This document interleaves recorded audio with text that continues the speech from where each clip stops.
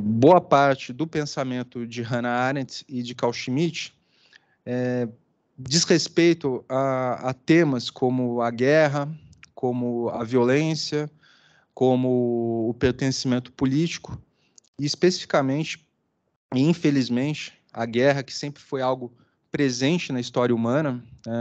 Não há, desde que foi iniciado o registro histórico, e é muito emblemático que talvez um dos primeiros registros históricos, nos termos que nós entendemos a história no dia de hoje, foi justamente uma guerra, que foi a Guerra do Peloponeso, no tempo da Grécia Antiga, e o registro foi feito por um general de Atenas, que era Tucídides.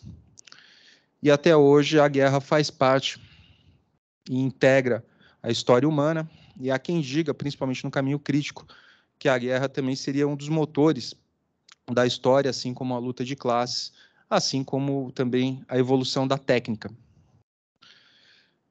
E Hannah Arendt e Carl Schmitt enxergam a questão da guerra e da violência em quadrantes distintos.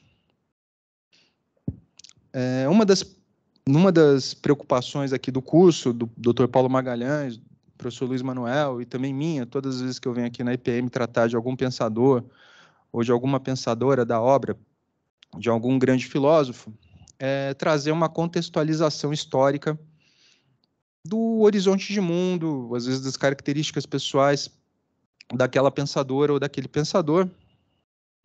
Não que isso seja absolutamente determinante para interpretar o pensamento de qualquer filósofo, até porque nós somos aqui preponderantemente do direito, e uma das coisas que nós aprendemos logo de cara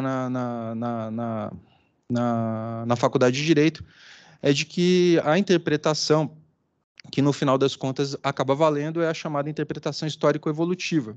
Ou seja, o legislador pode ter tido uma ideia, pode ter tido uma percepção quando criou uma determinada norma, mas a partir do momento que aquela norma entra em vigor, a partir do momento que aquela norma é enunciada, ela ganha, digamos, vida própria. E com as ideias é a mesma coisa. Muitos dos conceitos da Grécia Antiga, que por vezes nós utilizamos, às vezes são utilizados de uma forma distinta daquela da intenção originária daquele pensador ou daquela pensadora. Mas, de qualquer forma, é sempre importante trazer esse contexto histórico, até para, enfim, para trazer uma maior riqueza nessa interpretação, digamos, histórico-evolutiva. E Hannah Arendt e Carl Schmitt, eu ia pedir para passar o próximo slide. Hannah Arendt e Carl Schmitt, eles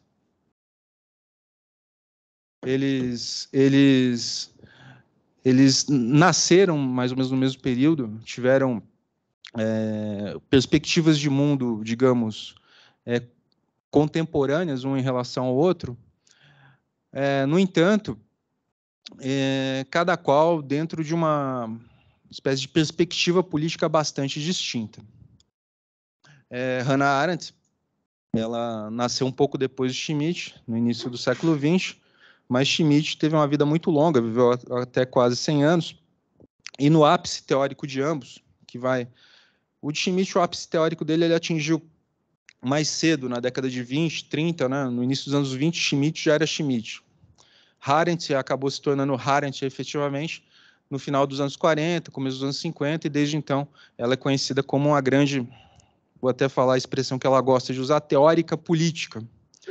Hannah Arendt não gostava de ser chamada de filósofa. Ela, digamos, rompeu com a filosofia, pelo menos disse que rompeu, não sei se efetivamente rompeu, até porque muitas das suas obras são efetivamente de grande vigor filosófico, mas muito por conta de colegas dela da filosofia que acabaram abraçando o regime nazista. E ela, também decepcionada com a filosofia, não se diz filósofa, e nem filósofa política. Né? Talvez ela ficasse até brava da gente colocar ela num curso chamado de filosofia política. Ela se dizia uma teórica política, porque, para Hannah Arendt, havia uma constante tensão entre a filosofia e a política. Como se a política de alguma forma, contaminasse o pensamento filosófico.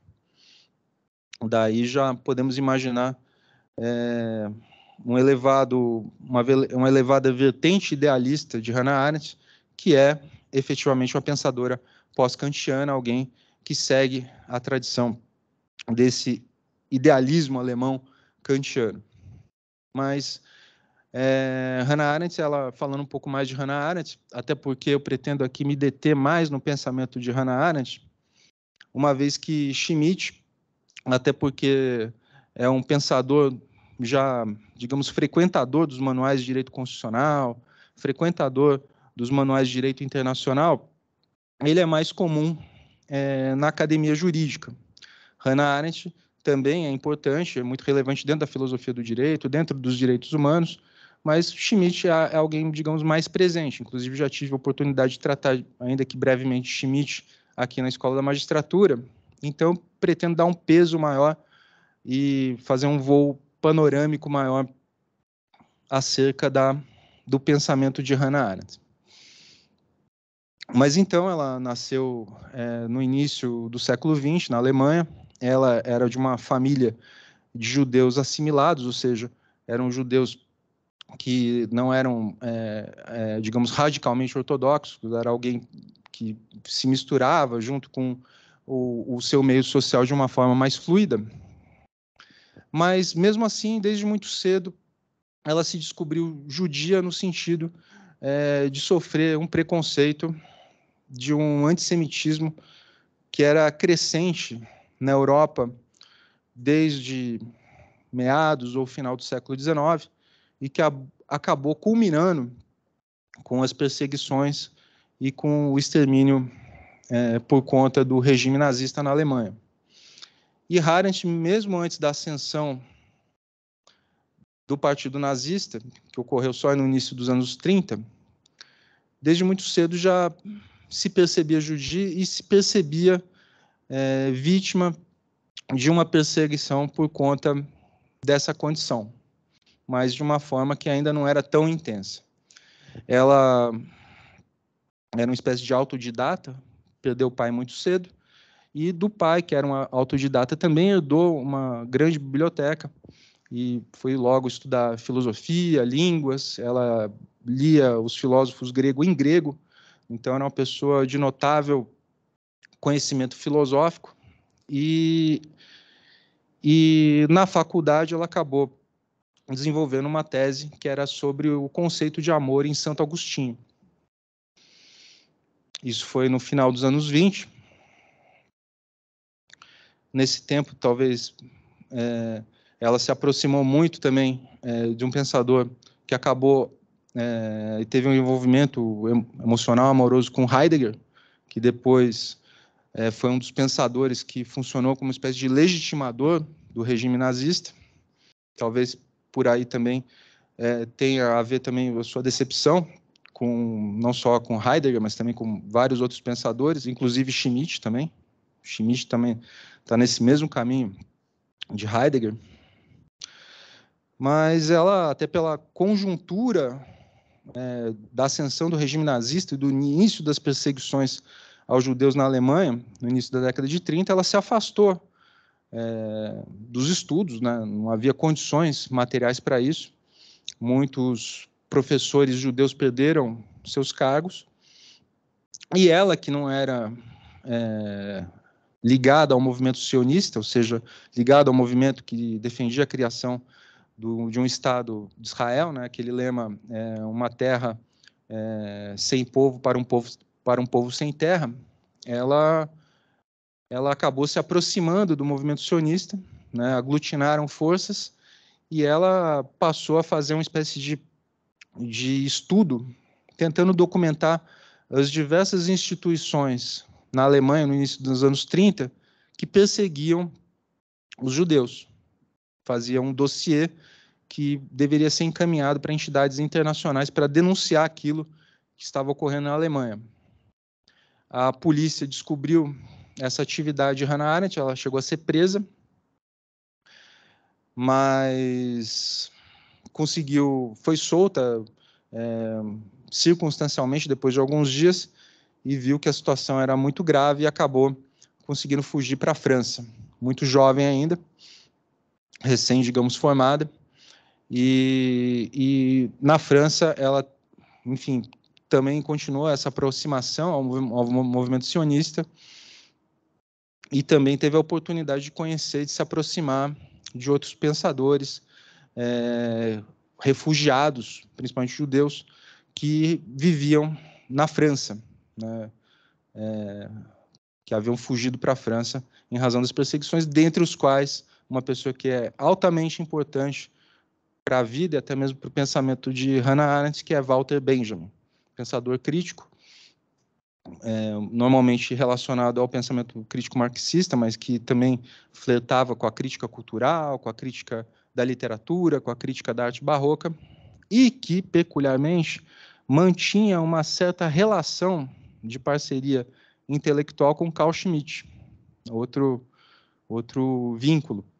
Eles chegaram a trocar cartas, discutindo, né, enfim, textos e artigos um dos outros. Então, de certa forma, Walter Benjamin colocou Carl Schmitt como uma espécie de contraponto intelectual relevante. Mas vamos avançando. E Hannah Arendt,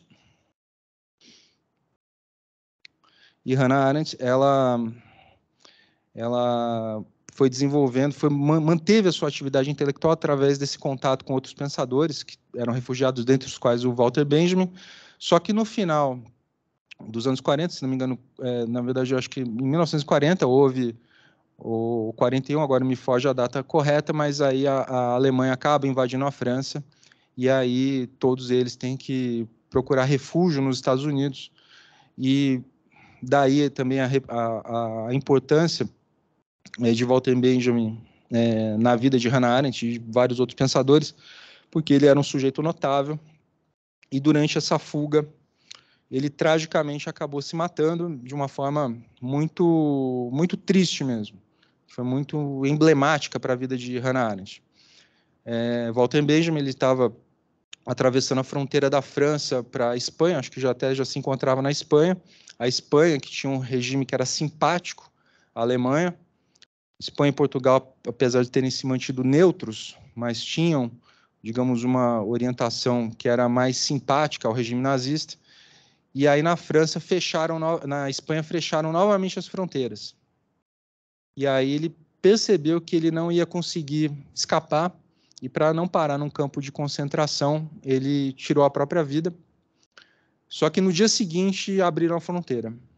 E aí as pessoas que estavam junto com ele na comitiva conseguiram passar, e Walter Benjamin acabou interrompendo a sua própria vida nesse contexto trágico. Hannah Arendt, ela chegou nos Estados Unidos no início dos anos 40, e lá ela começou a escrever, a desenvolver a primeira grande obra dela, que é As Origens do Totalitarismo. Uma obra que acabou sendo publicada só depois do fim da Segunda Guerra, foi publicada no final dos anos 40, e depois, nos anos 50, ela fez alguma atualização, fez uma revisão, alterou algumas coisas, mas é uma obra do final dos anos 40.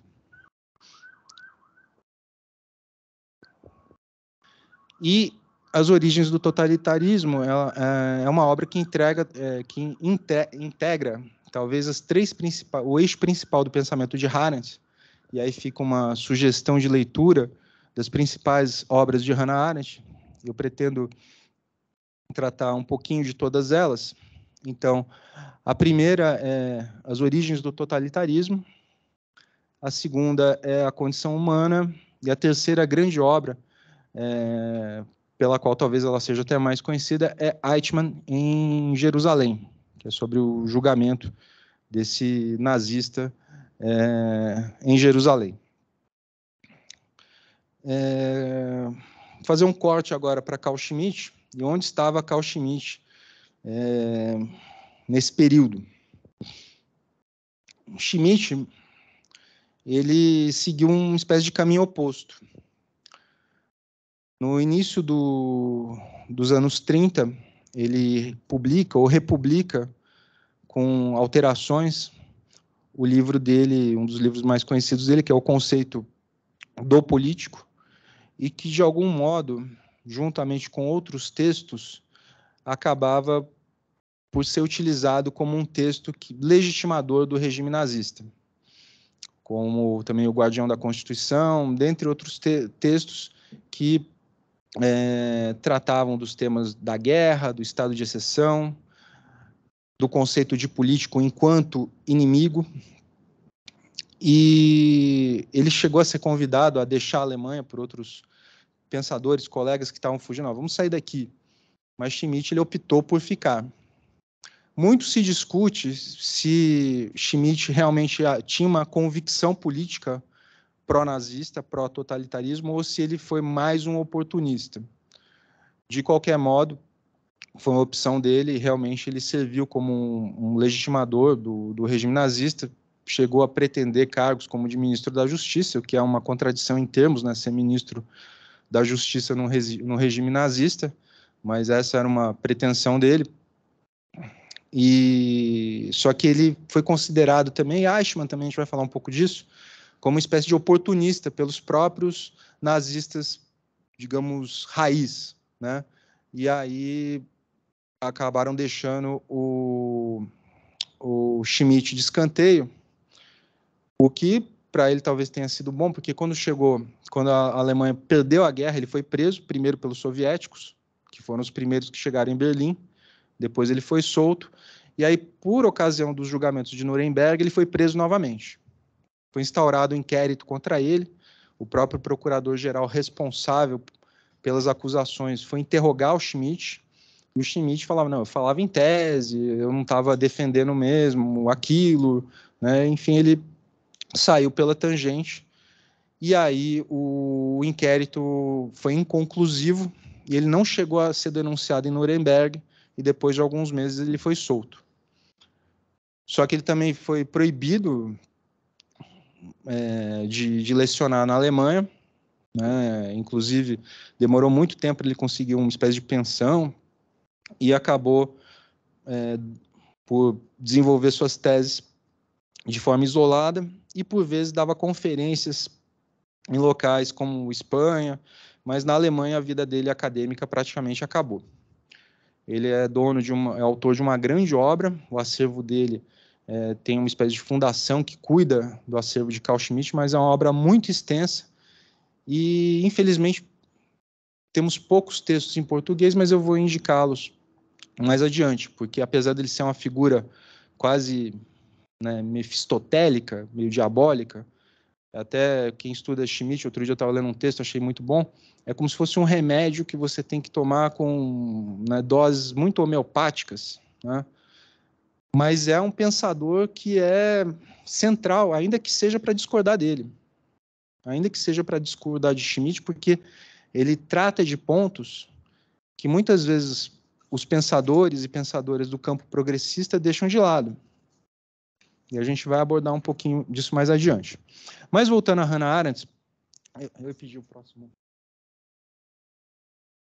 Voltando a Hannah Arendt, falando de um dos livros centrais dela, temos As Origens do Totalitarismo, pelo qual ela procurou entender justamente como aqueles horrores da Segunda Guerra Mundial, como os horrores do nazismo e do fascismo acabaram por acontecer. Então, ela enfrenta esse tema, ela quer entender o porquê daquilo, e é um livro que, na verdade, são 3 livros dentro de um livro. Então, temos o livro 1, que seria sobre o antissemitismo, o livro 2, que é sobre o imperialismo, e o livro 3, que ela explora o conceito de totalitarismo.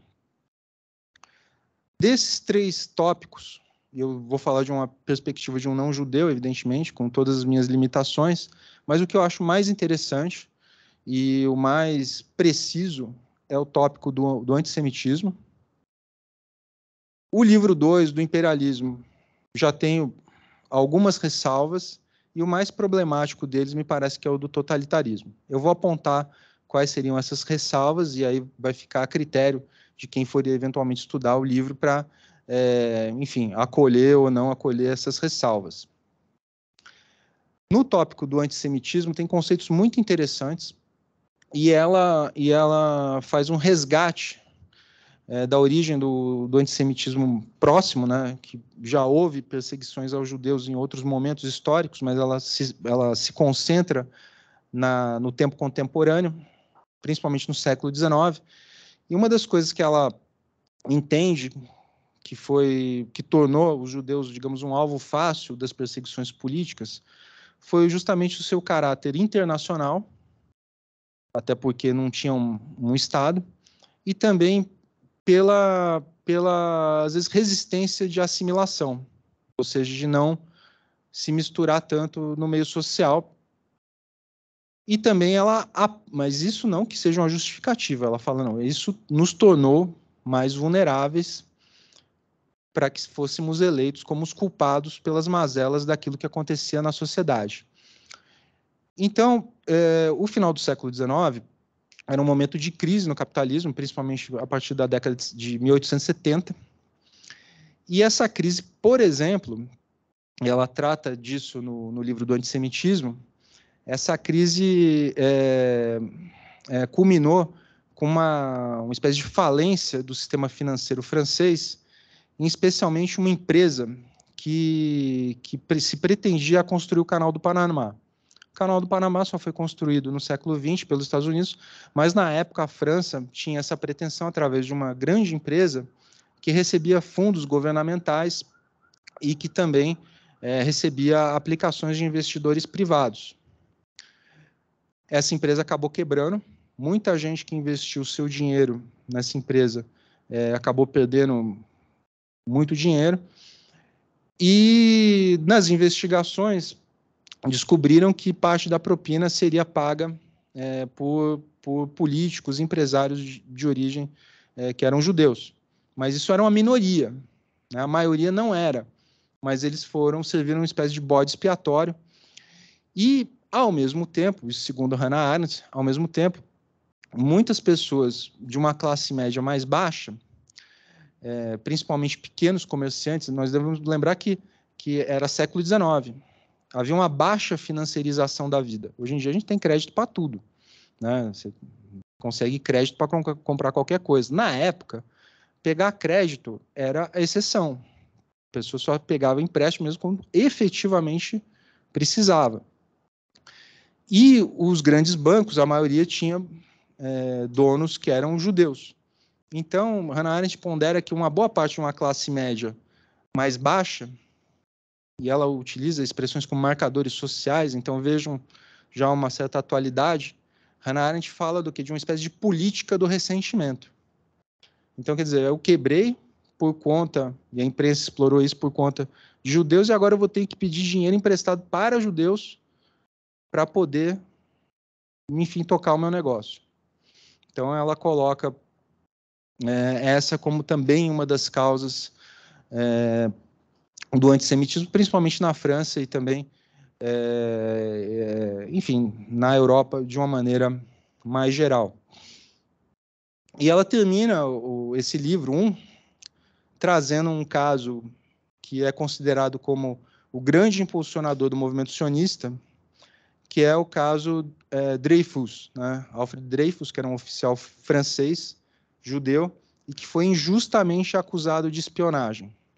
Tem até um filme recente do Martin Scorsese, se não me engano, o título é J'accuse, que é o texto do Émile Zola, que na época o grande escritor que publicou na capa de um jornal um texto em favor de Dreyfus, acusando os seus acusadores. Então, ele J'accuse, né, o cara do grafotécnico, eu acuso o promotor, eu acuso o ministro tal, né, porque realmente foi um dos casos mais significativos de lawfare. Então, quem quiser estudar lawfare, pode começar pelo caso Dreyfus, que realmente foi uma sucessão de erros e de perseguições. Dreyfus aqui, o filme começa com essa cena, ali com o espadim de Dreyfus sendo quebrado, as patentes dele sendo retiradas, ele em praça pública sendo xingado por uma parte da população, mas também havia uma parte da população denunciando a perseguição injusta contra ele. Ele fala: vocês estão desonrando o homem inocente. Mas naquele momento os protestos de Dreyfus não adiantaram, e ele foi enviado para uma prisão, a Ilha do Diabo. Né? Para quem é mais antigo, vai lembrar que às vezes na TV passava aquele filme Papillon, né? E que se passa também nessa prisão francesa da Ilha do Diabo. No entanto, né, na medida que há uma pressão política contrária pró-Dreyfus, o caso é reaberto, ele é condenado de novo, mas a pressão aumenta tanto que aí o governo francês sai pela tangente, dá uma espécie de anistia para ele. E depois de alguns anos, o julgamento não é refeito, mas numa corte de apelação ele é absolvido. Então, não foi feita uma espécie de cabal à inocência dele, tanto é que ele perde, no filme mostra isso, o período que ele ficou preso foi desconsiderado da carreira dele. Né? Então, aí tanto é que tem até uma certa tensão dele com o procurador, que era um militar também, que foi a pessoa que conseguiu a absolvição dele. Esse procurador sofreu também uma grande perseguição política por estar defendendo o Dreyfus, mas a carreira dele acabou ascendendo, virou general, e o Dreyfus ficou ainda com a patente mais baixa, apesar deles serem da mesma idade, e terminou nessa patente baixa, saindo das Forças Armadas Francesas. No livro 2 do Imperialismo, aqui já me parece que começam alguns problemas no que diz respeito a esse livro específico de Hannah Arendt. Primeiro que o termo imperialismo é um termo já, como a maioria dos conceitos políticos, mas é um termo que gera muita controvérsia. Tem gente até fala que o imperialismo não mais existe. E a própria Hannah Arendt e o Schmitt também, quando eles falam de imperialismo, eles se referem ao movimento geopolítico que culminou com as duas grandes guerras. Então, para Hannah Arendt, o imperialismo acabou com o fim da Segunda Guerra Mundial e com a criação do sistema das Nações Unidas. Então, esse é o marco temporal dela. No entanto, me parece que a questão mais problemática é que ela trata muito do imperialismo como algo em termos mais idealistas e voluntaristas, como se a expansão imperialista do final do século XIX, a corrida armamentista, fossem uma derivação, uma decorrência de uma espécie de ambição. É lógico que a gente sabe que esses elementos, né, humanos, né, ambição, vaidade, são fatores relevantes, mas as causas estruturais e a própria lógica capitalista, né, que é da constante valorização do valor, o capital ele já nasce internacional. Né? Tem pensadores críticos que defendem isso, né? Tem uma alemã chamada Claudia von Braunmühl, que é uma pensadora, até o professor Camilo Caldas esteve na aula passada, no livro dele sobre o debate da derivação, ele trata dessa pensadora. Ela fala: o capital já nasce internacional, ele já tende a se espraiar. A lógica da valorização do valor, ela se expande, ela se internacionaliza. Tanto é que, passados 100 anos do início desse imperialismo, nós temos o quê? Uma grande fluidez de capital pelo mundo, que é contraditória em relação ao próprio regime dos Estados nacionais. A Hannah Arendt ela chega a mencionar isso no livro dela, né, mas ela trata como se isso não fosse uma espécie de decorrência lógica desse sistema, mas como se fosse simplesmente decorrente de escolhas políticas. Quando na última aula que eu tive oportunidade de tratar aqui na IPM, que era sobre Max Weber, inclusive o curso está disponível no canal da IPM no YouTube, eu tratei desse tema, porque Weber, ao contrário de Arendt, veja, Weber era um cara mais ligado a uma direita, a um pensamento liberal. Mas, nesse momento, eu abordei isso na outra aula, ele concorda com Engels, que na época fazia parte da Segunda Internacional, de que o imperialismo era imprescindível para uma coesão interna dentro dos países centrais. Por quê? porque o movimento imperialista era uma forma de você criar aquilo que Weber e aquilo que Engels chamava de uma espécie de elite operária, ou seja, né, a extração de valor das colônias, a extração de valor do sul global, das periferias ou do terceiro mundo, essa acumulação primitiva, ela era uma condição de melhorar a vida dos trabalhadores nos países centrais. Então, na Inglaterra se defendia o imperialismo, os grandes empreendedores, não para ganhar mais dinheiro, porque seria uma condição necessária para a própria manutenção do capitalismo naqueles quadrantes. Então, tem esse lastro estrutural. Nós iremos tratar disso mais para o final da aula, mas eu queria só deixar essa ressalva de que Arendt analisa o imperialismo em termos muito mais voluntaristas e acaba deixando de lado aspectos estruturais econômicos, principalmente aqueles aspectos estruturais econômicos do pensamento marxista. E, finalmente, totalitarismo. E aí sim, talvez seja não que o conceito seja inválido, o conceito é válido, mas muitas vezes ele é desvirtuado, e é um dos conceitos mais desvirtuados e utilizado como uma espécie de coringa político. Tem até um livro do Zizek, né? Alguém falou totalitarismo, né? Então, no meio de uma discussão política, alguém acaba falando sobre totalitarismo. Você está sendo totalitário, né? Então, acaba sendo um conceito que eu considero válido, mas que muitas vezes é desvirtuado. O grande problema aqui, e isso foi algo que a Hannah Arendt falou, eu não pretendia falar disso no primeiro momento. Quando ela estruturou o terceiro livro, ela começou a falar especificamente do totalitarismo na Alemanha. Mas lembra o período que eu falei que ela estava escrevendo o livro? Meados dos anos 40, né, final dos anos 40. E aí, mais para o final dos anos 40, já com o início da Guerra Fria, ela incluiu a União Soviética como se fosse paramétrico, o regime stalinista como se fosse paramétrico ao nazismo. Então, ela trata de forma equivalente os dois. E muitos pensadores arendtianos mais progressistas, eles falam, não, ela não faz isso. Ela dá a sua devida proporção a cada um desses. Não se nega as perseguições feitas pelo regime stalinista, principalmente na década de 30. Inclusive, para quem é do pensamento crítico jurídico, que segue Pachucanes, foi uma tragédia, porque Pachucanes, que é o grande pensador crítico da União Soviética, jurista, ele foi morto justamente nesses expurgos stalinistas da década de 30. Só que, apesar dessas ressalvas, também há aspectos positivos que também devem ser considerados, não só na fase stalinista, mas ao longo de toda a Revolução Russa. E eu sempre indico um livro nesse momento, até para não entrar nessa discussão, porque essa discussão já por si só daria não só uma aula, mas uma tese, mas é um livro chamado Os Paradoxos da Revolução Russa. Os Paradoxos da Revolução Russa, do Paulo Fagundes Vicentini.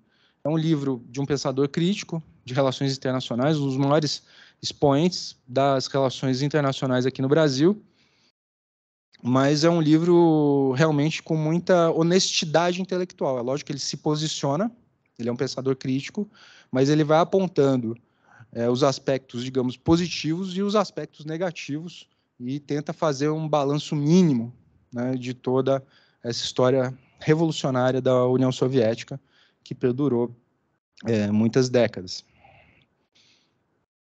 Mas o fato, ainda que haja pontos de Arendt que ela coloca, que ela não faz uma exata equivalência entre o nazismo e o regime soviético, mas o fato é quando você coloca, até do ponto de vista semiótico, né, e eu vou até usar isso no próximo slide, né, e aqui, para a gente tratar um pouco da guinada geopolítica nos anos 40.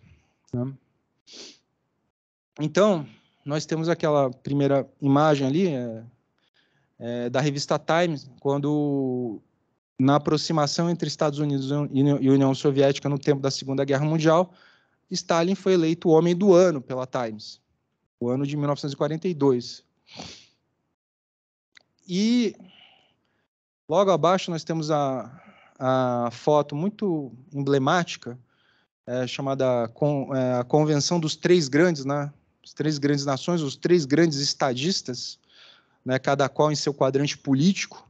Mas temos Churchill, Roosevelt e Stalin, em vários encontros que eles tiveram, principalmente mais para o final da Segunda Guerra Mundial. Se não me engano, essa foto é da Conferência de Alta, no início de 1945, em que eles ajustavam como seria o regime político depois que dos países europeus, depois que a Alemanha fosse derrotada. E aí, num acordo de Alta, haveria a ideia de que haveria eleições democráticas em todos esses países. Pelo menos é o que teria sido ajustado nesse tempo. Roosevelt, ele morre pouco tempo depois. Ele já estava muito doente, inclusive ele já nem conseguia andar, ele escondia essa condição dele, então ele era fotografado já sentado, mas ele já estava de cadeira de rodas e faleceu 2 ou 3 meses depois, antes mesmo da derrota, ou junto com a derrota da Alemanha. E essa estrutura acabou ruindo, porque o Churchill ele perdeu as eleições do meio do ano, que é algo muito emblemático na vida do Churchill. Eu acho que naquele tempo, pelo menos eu acho que o próprio Churchill reconhece isso nos livros de memórias dele, mas ele acha que alguém do perfil dele, com uma guerra já terminada, porque quando houve a eleição, a Segunda Guerra na Europa já tinha acabado, ainda tinha continuado no Pacífico, mas ele perdeu essa eleição e assume Harry Truman, né, que era alguém com um perfil distinto de Roosevelt. A ideia, na época, isso é tratado também em alguns livros que tratam da vida de Roosevelt, era de que, com o final da guerra, a própria União Soviética se abrisse mais ao Ocidente e se tornasse, entre aspas, mais capitalista, e a ideia de que, nos Estados Unidos, continuasse, de forma ainda mais aguda, um regime de bem-estar social. Só que, enfim, por uma série de condicionantes geopolíticas que a gente não vai poder tratar aqui, houve o início da Guerra Fria e ali o discurso do Harry Truman no Congresso, que foi o discurso por meio do qual ele anunciou a chamada doutrina Truman de contenção da expansão socialista, e aí, digamos, uma espécie de declaração formal do início da Guerra Fria. Então, quando Hannah Arendt publica As Origens do Totalitarismo e faz a sua revisão, e morando nos Estados Unidos, acho muito difícil acreditar que ela não tivesse sofrido uma influência de tudo isso. A União Soviética realmente surgia ameaçadora para os estadunidenses, principalmente porque, salvo engano, foi mais ou menos no mesmo ano, ou um ano depois que Hannah Arendt publicou As Origens do Totalitarismo, a União Soviética também consegue detonar a sua primeira bomba atômica, né? Enfim, mas fica isso para reflexão, mas a gente pode até depois, na parte dos debates, das perguntas, retomar essa questão, mas eu tenho que avançar aqui no pensamento da Hannah Arendt. E o outro grande livro de Hannah Arendt é Eichmann, em Jerusalém, um relato sobre a banalidade do mal. O Eichmann, ele era um oficial nazista que cuidava da parte logística e foi um dos responsáveis pela chamada solução final, ou seja, pelo extermínio dos judeus nos campos de concentração através das câmaras de gás. Ele conseguiu fugir para a Argentina, só que o serviço secreto israelense localizou ele na Argentina e através de uma... Isso é muito interessante, isso a Hannah Arendt ela traz no livro dela. Eles conseguem fazer uma espécie de voo, como se fosse um voo supostamente turístico ou cultural, puseram um monte de agente secreto lá, como se fosse cantores e bailarinos para ir para a Argentina, e lá conseguiram sequestrar o Eichmann e levá-lo para Jerusalém. Eu chamo a atenção do título, né? Eichmann e Jerusalém, um relato sobre a banalidade do mal, e a Hannah Arendt ela diz que se propõe a isso.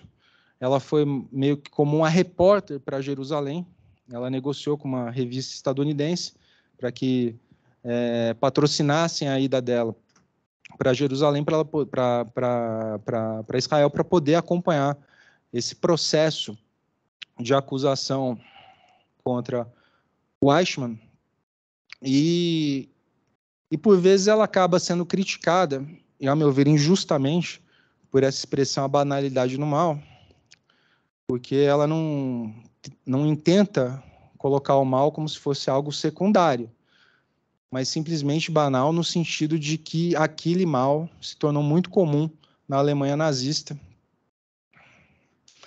E nesse ponto me parece que até uma certa contradição entre o conceito de totalitarismo em Arendt e a própria ideia de banalidade do mal, porque uma das coisas que ela fala do totalitarismo, uma das características para ela é a do terror. Então, o terror seria a política no regime totalitarista. Só que, se nós analisarmos, por exemplo, a Alemanha do tempo nazista, o terror era restrito aos judeus. Quem não era judeu não vivia no terror, vivia, entre aspas, num estado de bem-estar social. Tanto é que quando os soviéticos, depois os estadunidenses, chegaram em Berlim, a população nem parecia que tinha passado por uma guerra. As pessoas estavam, digamos, bem nutridas, bem alimentadas. A grande questão, talvez, do totalitarismo, e isso é deixado, digamos, de lado por Hannah Arendt, é a questão da ideologia. Tanto é que os nazistas eles eram notórios pelo uso de técnicas de cinema, pelo uso do rádio, né? Eles até mesmo estimulavam, financiavam, davam aparelhos de rádio para poder haver a transmissão pelos canais oficiais. E muita gente, a própria Hannah Arendt, duvidava dos rumores dos campos de concentração. Os campos de concentração, da forma como eles existiram, só vieram à tona quando acabou a guerra, quando os primeiros presos começaram a ser libertados e os soldados, principalmente os estadunidenses, viram aqueles horrores em Auschwitz e em outros locais. Mas até então isso era escamoteado do grande público. E aí tem uma discussão até que ponto a população sabia, até que ponto a população não sabia. E aí, depois do fim da guerra, houve até um processo que os estadunidenses chamaram de desnazificação. Então, me parece que uma das características do totalitarismo não é tanto o terror, mas sim uma formatação ideológica que reduz a consciência das pessoas, que induz um rebaixamento da consciência. Inclusive, tem um pensador crítico, não é dos que eu costumo seguir, mas conheço razoavelmente, que é o Noam Chomsky. Ele fala de 3 tipos de totalitarismo. E um deles ele chama de totalitarismo neoliberal, que seria um totalitarismo decorrente da ideologia. Então, o professor Luiz Manuel fez uma referência ao livro que eu lancei agora há pouco, do Fischer, que fala do realismo capitalista, que seria a ideologia dominante no tempo, principalmente nos anos 90 e início dos anos 2000, durante o ápice do neoliberalismo, em que muito dificilmente você abriria um canal de televisão com alguém defendendo, por exemplo, o bem-estar social, com alguém defendendo, por exemplo, a possibilidade de um regime socialista. Quer dizer, havia uma espécie de unicidade ideológica que contaminava todas e todos. Ainda há. A máxima do Fischer, do realismo capitalista, é de que é mais fácil imaginar o fim do mundo do que o fim do capitalismo. Ou seja, como se o capitalismo fosse o único regime econômico e político viável, como se a nossa vida fosse inexoravelmente capitalista e que seria impossível imaginarmos qualquer outro tipo de horizonte. Então, Chomsky ele fala, isso também é um tipo de totalitarismo. E o totalitarismo não seria decorrente de um terror, mas sim decorrente de uma formatação ideológica. O terror seria um instrumento inicial, como a guerra, para primeiro você estabelecer quem manda e quem obedece. Mas a própria governabilidade ou governamentalidade, ela só é mente... A própria Hannah Arendt fala isso. Você não consegue governar pelo terror o tempo inteiro. Né? Você não consegue. Você precisa ter um mínimo de concordância com seus governados. E essa concordância, ela vem fundamentalmente de uma formatação ideológica através daquilo que pensadores como Althusser chamam de aparelhos ideológicos de Estado, que não são apenas aqueles do Estado, mas daquilo que pode ser chamado de um Estado ampliado, né? Enfim, escolas, a família, enfim, empresas, mas avançando.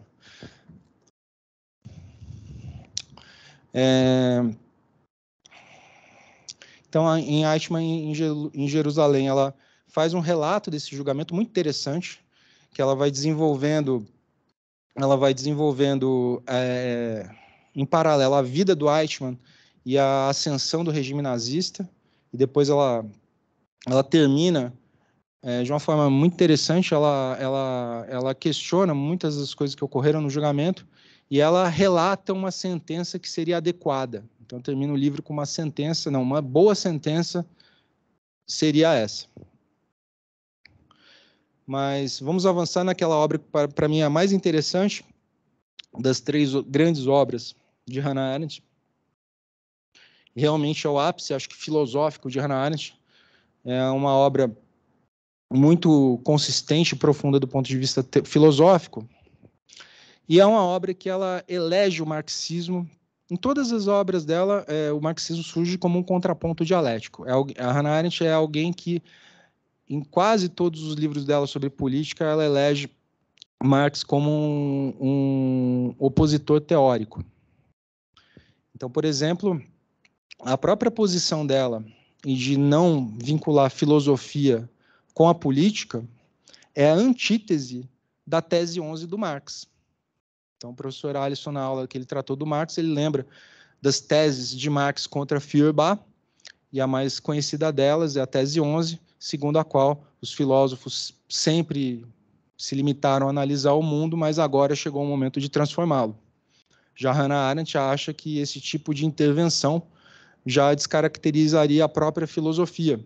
Para ela, o grande filósofo seria o filósofo natural, que observaria os eventos naturais, como, por exemplo, o infinito, as estrelas, enfim, os objetos, a sociedade, mas de uma forma mais passiva, no sentido de não efetivar uma intervenção, entre aspas, política. Então, política e filosofia, não que ela fosse contra a atuação política, muito pelo contrário, mas ela entende que são atividades distintas, tanto é que ela não se dizia filósofa política, mas se dizia uma teórica política.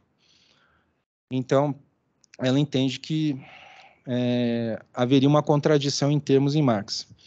Mas o grande problema, o grande problema desse livro, porque ela não precisaria, digamos, eleger necessariamente Marx como contraponto dialético. Na outra aula que eu pude ministrar aqui sobre o Weber, Max Weber, e o materialismo histórico, eu acabei sendo forçado a apresentar as diversas fases do marxismo, até para explicar contra qual marxismo Weber se insurgia. Eu não vou fazer isso aqui hoje, eu só recomendo quem quiser dar uma olhadinha no vídeo, eu falo um pouco dessas fases, mas não é que Arendt estava contra o Marx ou contra o marxismo de uma forma difusa.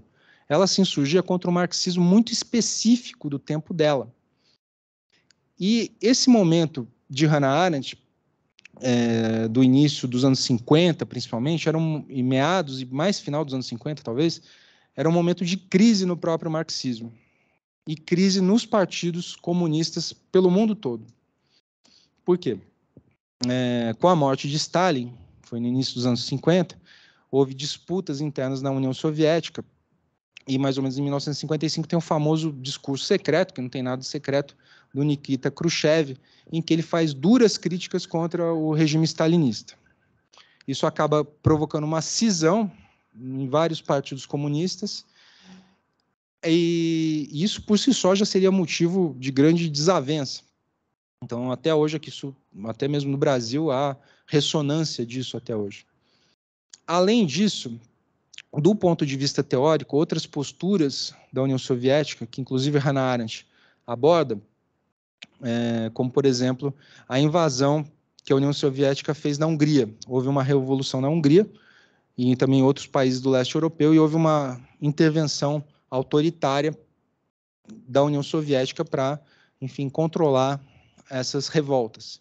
Isso também gerou um racha dentro da própria esquerda mundial, outro racha, inclusive a New Left do Reino Unido, ela surge nesse contexto.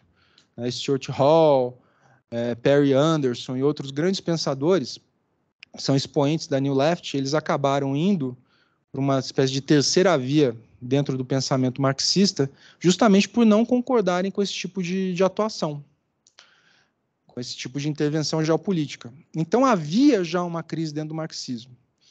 E uma parte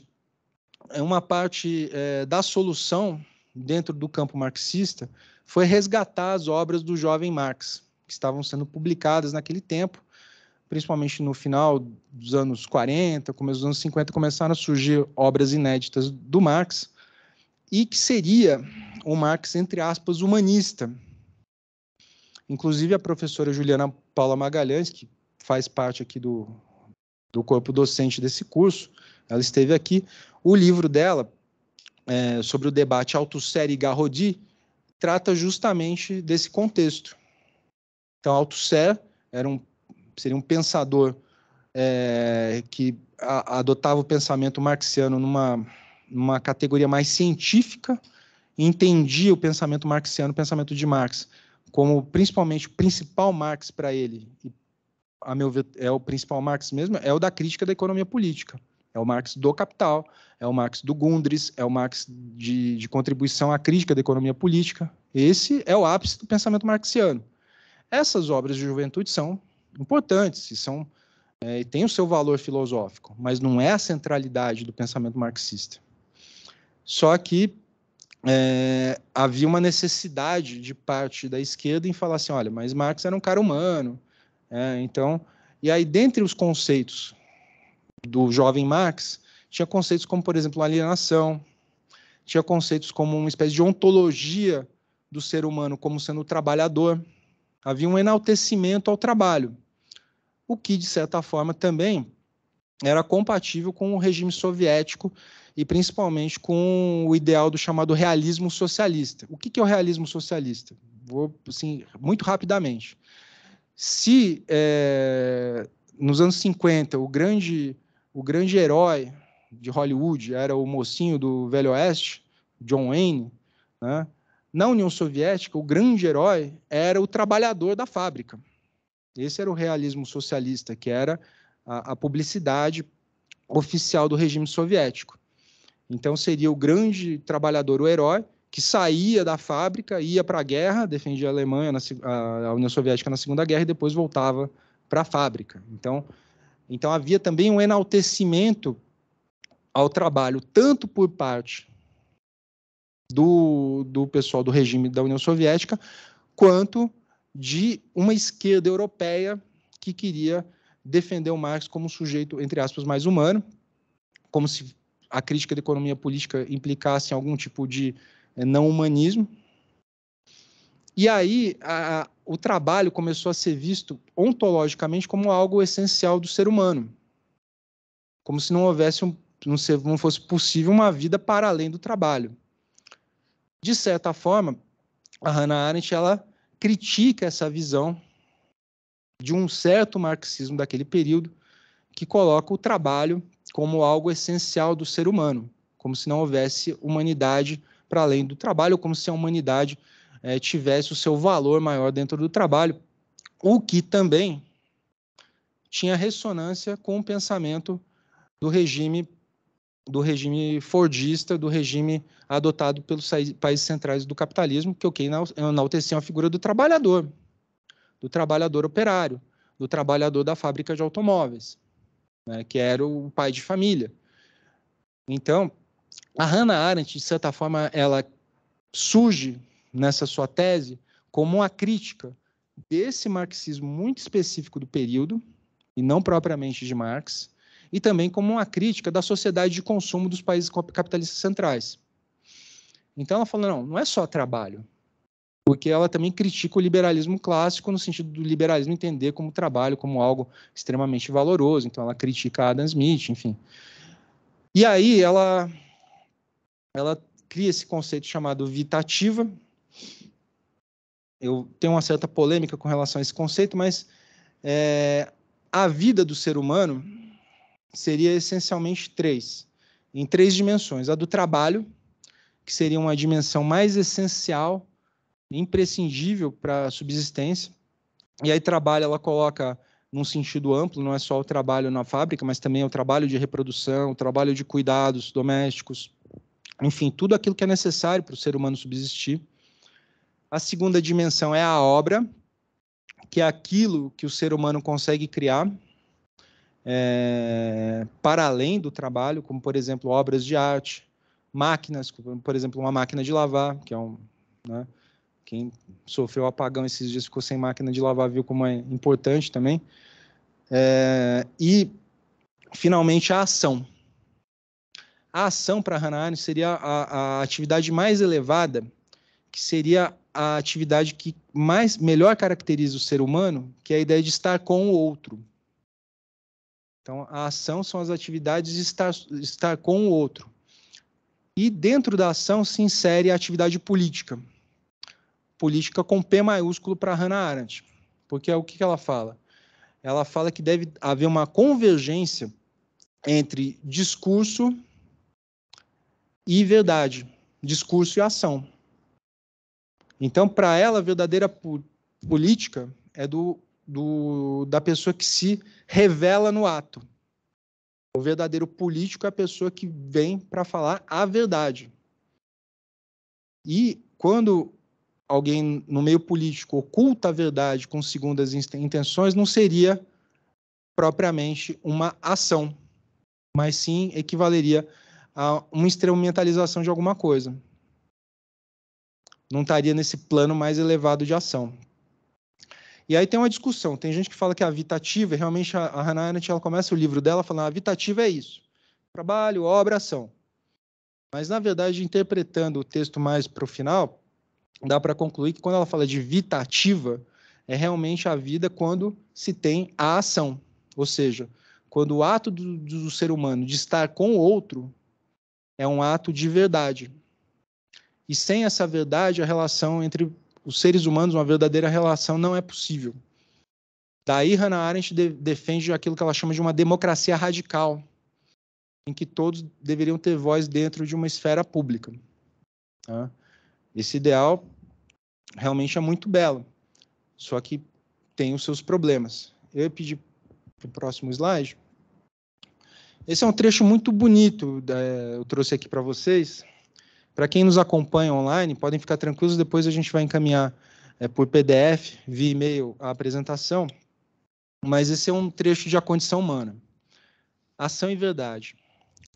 Sem o desvelamento do agente no ato, a ação perde seu caráter específico e torna-se um feito como outro qualquer. Na verdade, passa a ser apenas um meio para atingir um fim, tal como a fabricação é um meio para produzir um objeto. Isso ocorre sempre que se pede o estar junto dos homens, isto é, quando as pessoas são meramente pró ou contra as outras, como acontece, por exemplo, na Guerra Moderna. Nessas circunstâncias que naturalmente sempre existiram, o discurso transforma-se, de fato, em mera conversa, apenas um meio de alcançar um fim, que, iludindo o inimigo, quer ofuscando a todos com a propaganda. Nesse caso, as palavras nada revelam. É um trecho belíssimo, mas a questão maior, e principalmente quando a Arendt fala de esfera pública, ela muitas vezes desconsidera aquilo que está para além da esfera pública e aquilo que determinou a própria instauração da esfera pública. E nesse ponto, eu já quero me aproximar um pouco novamente do pensamento de Schmitt. Eu pedi para passar o próximo slide. Só ver como é que a gente está de horário. Tomar uma aguinha.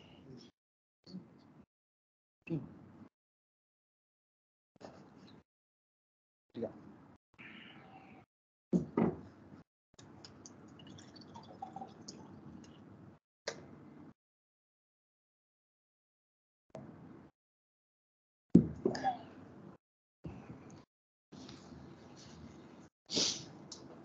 Quando Hannah Arendt ela fala, por exemplo, da polis grega, quando ela fala de esfera pública, ela infelizmente acaba em muito desconsiderando aqueles atos de força que muitas vezes são pressupostos para a própria criação da esfera pública e até para determinar quem fará parte dessa esfera pública. Hannah Arendt muitas vezes enaltece o regime político da Atenas da antiguidade, da democracia ateniense. Ela mesma reconhece que naquele tempo havia um regime econômico que era preponderantemente escravagista. Ela não nega isso. Mas ela tira de escanteio essa dimensão violenta da política e ela mesma fala que isso não é política. Então, ela se nega, por exemplo, a considerar a guerra como algo relacionado à política. Seria uma política com P minúsculo.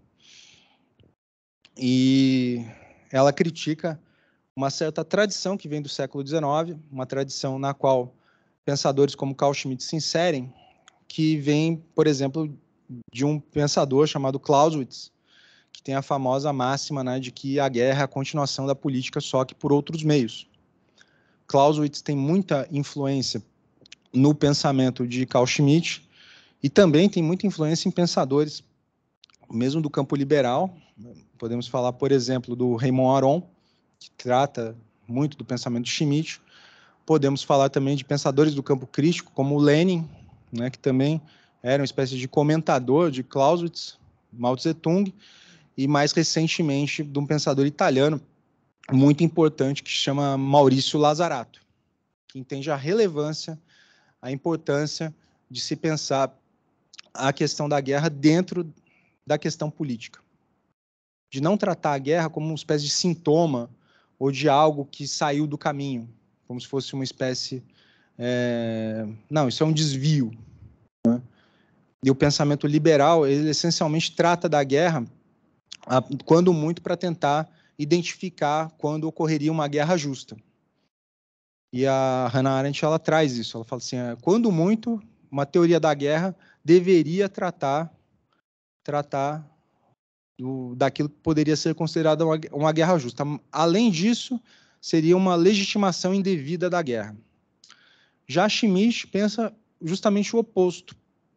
Schmitt já abarca a questão da guerra e coloca a questão da guerra na centralidade do pensamento dele. Mas antes disso, eu quero trazer dois textos de Hannah Arendt. Um é o livro Sobre a Violência e o outro é o Sobre a Revolução.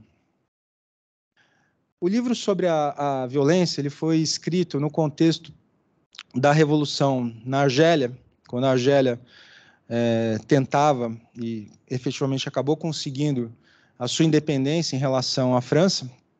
França, e aí voltando à questão do imperialismo, né, a França que invadiu por um motivo banal, invadiu e ocupou a Argélia na primeira metade, em meados do século XIX, e só desocupou 100 anos depois. E tinha um pensador muito conhecido aqui no Brasil, que é o Frantz Fanon. Ele morreu cedo, e esse livro foi lançado póstumamente, se chama Os Condenados da Terra. E o Frantz Fanon, não é nem tanto o Frantz Fanon, na verdade, quem utiliza esses argumentos é mais o Sartre, que foi um pensador que, digamos, abraçou o pensamento de Fanon e fez um prefácio para esse livro, que, de alguma forma, entende a violência como necessária para qualquer tipo de emancipação colonial. O Fanon não fala isso. O Fanon, ele fala de uma espécie de... O professor Alisson, esses dias, falou do Hegel, né? Falou também, dentre outras coisas, daquela alegoria do senhor e do escravo, né? A partir da qual haveria uma possibilidade de uma superação dialética. O Fanon é muito interessante, ele fala que há uma contradição não dialética, não dialética na relação entre o colonizador e o colonizado. Esse tipo de superação dialética não seria possível, mas assim uma ruptura, e algo nessa ruptura efetivamente transformaria o colonizado. e que a violência, não que ele fala que a violência seria imprescindível, mas que a violência poderia ser um caminho de resposta para essa, digamos, emancipação do colonizado. A Hannah Arendt se insurge em relação a isso, principalmente com relação a Sartre, e aqui tem um trecho do livro de 1962, e ela fala o seguinte: poder e violência são opostos, onde um domina absolutamente, o outro está ausente. A violência aparece onde o poder está em risco. E isso me parece que é verdadeiro. Toda vez que um governante tem que se socorrer de uma intervenção de um poder de forma violenta, isso, de certa forma, revela uma crise de legitimidade. Mas, historicamente falando, se nós imaginarmos qualquer tipo de sociedade, há uma violência que é instauradora.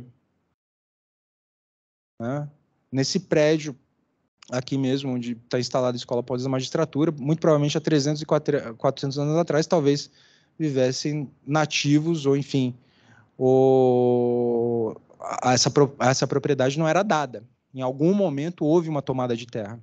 Há uma violência originária em qualquer civilização. Historicamente é isso. Então, a violência diz respeito, muitas vezes, a um momento instaurador de uma unidade política. E não é possível que essa instauração ela não ressoe historicamente no futuro. Muito, talvez, da violência que se veja hoje, por exemplo, em relação às pessoas racializadas ou aos povos originários, pode ser compreendida como uma espécie de ressonância da nossa própria origem. E isso permeia a vida política. Eu desqualificar isso como uma não política não quer dizer que ele vai existir. É como se fosse um sintoma. Você joga ele pela janela e ele volta pela porta. Então, eu acho que a questão é você tentar enfrentar essas questões e não simplesmente desqualificá-las. Porque pode ser que o colonizado, dentro da condição dele, a única opção seja a violência. Não é questão de você defender a violência ou recriminar a violência. Nós somos aqui a maioria do direito. Eu fui muito tempo do tribunal do júri. A gente pode imaginar, por exemplo, num caso, em direito penal é comum o professor chegar e falar assim, você pode falar que nunca vai roubar, mas você nunca pode falar que não vai matar alguém. E aí o exemplo que se traz, por exemplo, da mãe que mata para proteger um filho, de um pai que mata para proteger um filho ou uma filha, e nas condições que qualquer um pode imaginar. Você pode até falar, não vou roubar. Mas falar, na vida, nunca vou matar, isso praticamente nenhum ser humano é capaz de afirmar. Numa condição extrema, entre a sua vida ou morte, ou a vida de um ente querido, né?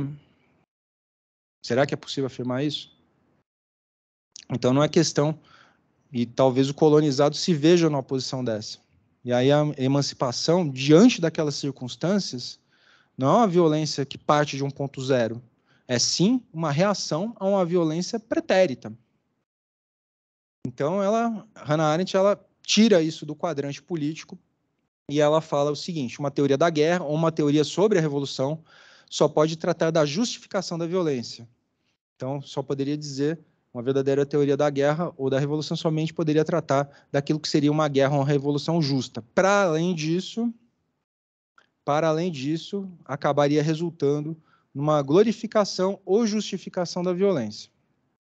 Então, não é disso que se trata, de justificar a violência, mas sim compreendê-la como uma realidade, abarcá-la politicamente e tentar apresentar respostas. Porque, assim, enquanto nós tratarmos a questão da guerra, da violência, como algo simplesmente sintomático, como uma coisa circunstancial, sem discutir as verdadeiras causas estruturais, essa violência vai continuar voltando à tona. Então, me parece que não seria um bom caminho desqualificar a violência como uma realidade política. Vamos passar para o próximo, por gentileza? E agora, esse é o ponto, digamos, de amarração da nossa exposição, porque Schmitt é justamente o oposto disso. Schmitt entende que a violência é uma realidade que seria incontornável, e aqui eu já, para marcar é bom a gente sempre marcar um ponto de divergência com Schmitt, né? Eu entendo que não. A violência tem causas estruturais, é preciso combatê-la e é necessário combatê-la. Schmitt não, ele entende essa realidade e, ao invés de combatê-la, ele vai surfar na onda. Basicamente é o que o Schmitt faz. Então, Schmitt tem uma obra muito vasta, a maior parte dessa obra não está acessível, e aqui eu trouxe 3 obras que são acessíveis em português, né, que é O Conceito do Político, O Nomos da Terra e A Teoria do Partizan, e vamos tratar rapidamente dessas 3 obras de Schmitt. Então, O Conceito do Político é um livro que foi... Na verdade, tinha um texto, um artigo do final dos anos 20, mas depois ele ampliou para livro no começo dos anos 30, e que funcionava como uma espécie de átomo de toda a teoria política de Schmitt. Muitas vezes nós nos referimos a uma obra do início dos anos 20, da teologia política, né, que muitos repetem nas faculdades, principalmente no direito constitucional, de que Schmitt fala que soberano é quem tem o poder de decretar o estado de exceção. Ou seja, ele suspende uma normatividade para depois poder reinstalar essa mesma normatividade ou uma outra normatividade. E eu só saberia realmente quem é o soberano a partir da identificação de quem tem esse poder efetivo. E no conceito de político, ele já vai numa espécie de molécula dessa ideia. Porque, para Schmitt, o político, para que haja o político, para que algo seja qualificado como política, eu preciso primeiro partir da identificação de quem é o inimigo. A identificação, então, o ato de instauração de um Estado, um ato daquilo que ele chama de tomada de terra, tem como previamente a identificação de quem são os inimigos. O inimigo político, que pode ser de 2 níveis essenciais. Tem um inimigo relativo, que seria um inimigo com o qual você poderia conviver, e tem o inimigo absoluto ou existencial, que é aquele inimigo que tem que ser extirpado em relação ao qual não haveria qualquer tipo de negociação. E, eventualmente, o inimigo relativo pode virar inimigo absoluto. Então, tem essas 2 dimensões do inimigo para Schmitt. Nos seus escritos pessoais da década de 40, Schmitt tem uma anotação que fala que, para ele, o verdadeiro inimigo seria o judeu assimilado. Que o judeu sionista, para ele, não seria inimigo, porque estaria pretendendo ter o seu próprio Estado, mas que o judeu assimilado, para Schmitt, seria o inimigo. E aí a gente coloca Schmitt e Hannah Arendt em planos totalmente opostos. Talvez para Schmitt, Hannah Arendt efetivamente fosse o inimigo. Mas, para além dessa dimensão do inimigo como política, Schmitt, no final dos anos 40, também faz uma espécie de balanço do mesmo imperialismo que Hannah Arendt trata em O Nomos da Terra. O Nomos da Terra foi escrito no final dos anos 40, naquele momento de instauração da Guerra Fria, e Schmitt faz uma espécie de balanço geopolítico em O Nomos da Terra, de como foi aquilo que ele chama de direito público europeu. E é basicamente o arranjo geopolítico que vigorou na Europa desde o século XVI, desde a Guerra dos 30 anos, até o início da corrida imperialista que resultou na Primeira Guerra Mundial. Uma coisa muito interessante que o Schmitt fala em O Nomos da Terra é que ele entende que a paz na Europa, que perdurou durante, 200 anos, depois da Guerra dos 30 anos, né, que foi a guerra que criou o sistema internacional de Estados, né, a partir da qual foi criado, né, que foi a Guerra dos 30 anos, foi aquela guerra religiosa entre estados que defendiam os protestantes, outros estados que eram católicos. Houve uma carnificina na Europa, e aí depois houve a chamada Paz de Westfália, que foi a convenção feita na época, que instaurou o sistema internacional em modos muito próximos daquilo que a gente tem hoje. Então, teve um respeito ao sistema internacional, uma separação entre o religioso e o político. E Schmitt fala que isso só foi possível porque havia uma fronteira para ser explorada. Haviam terras, haviam colônias que poderiam ser exploradas. Então, a guerra foi posicionada para além da fronteira, as chamadas linhas de amizade, Emmett Lines, se não me engano. E essas linhas de amizade era basicamente o seguinte, eram uma espécie de tratados, né, que dividiam o mundo, né, América do Sul, África, né, e para além da linha tudo é possível. Para além da linha tudo é possível. Então, a guerra ela foi deslocada para além da linha. Então, tudo aquilo de horrores que a Europa vivenciou na década de 30 foi deslocado para além da fronteira e que acabou resultando numa grande violência aos povos colonizados. Schmitt reconhece isso. Na medida que o mundo se expande, que as fronteiras deixam de existir, teria surgido um novo nomos da Terra. Então, Schmitt ele entende que com, digamos, a globalização, que ele já percebia naquele tempo, no final da década de 40, esses espaços de exploração, de acumulação primitiva não iriam existir mais. E, a partir daí, haveria uma tendência natural de um novo tipo de guerra. Então, o espaço bélico também mudou. Porque antes, né, até a Primeira Guerra Mundial, só havia duas dimensões da guerra, a terra e mar. A partir da Primeira Guerra Mundial teve a dimensão aeroespacial. E na Segunda Guerra Mundial, essa dimensão aeroespacial ganhou uma centralidade. Então, houve as primeiras bombas voadoras, que depois utilizadas pela Alemanha, que depois havia um V2, que depois resultaram dos primeiros mísseis balísticos, as armas nucleares, os bombardeiros estratégicos, capazes de atingir qualquer alvo no mundo. Então, Schmitt trata disso nesse livro. E ele entende que uma nova figura de inimigo vai surgir. E essa nova figura de inimigo, ele vai desenvolver num livro posterior, que na verdade foram duas conferências que ele ministrou, que depois ele colocou em livro, que seria uma espécie de complementação do conceito de político, que é a teoria do partisan. Partisan, ou partidário, seria uma espécie de guerrilheiro. E aí, novamente, Schmitt volta a Clausewitz, só falando muito rapidamente do livro Da Guerra de Clausewitz, né, que era um oficial prussiano, que escreveu um livro no contexto das guerras napoleônicas, no pós-guerras napoleônicas.